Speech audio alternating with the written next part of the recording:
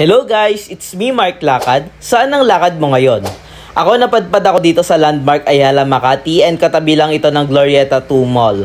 Nag-crave kasi ako ng ramen and nabalitaan ko na grand opening ngayon ng Ramen Sekai, kaya dito na ako dumiretso. Dito nga pala sila located sa food court stall number 11. And guys, isa rin ba kayo sa kagaya ko na hirap mamili ng kakainan kapag nasa food court?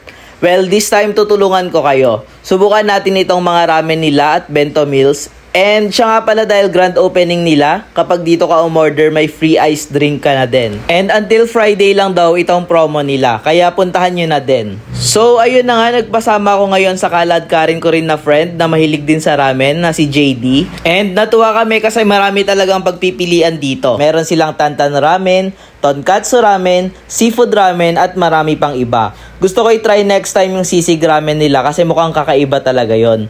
Sa bento meals naman, meron yung yakiniku and tempura, karaage tempura, and torikatsu and tempura.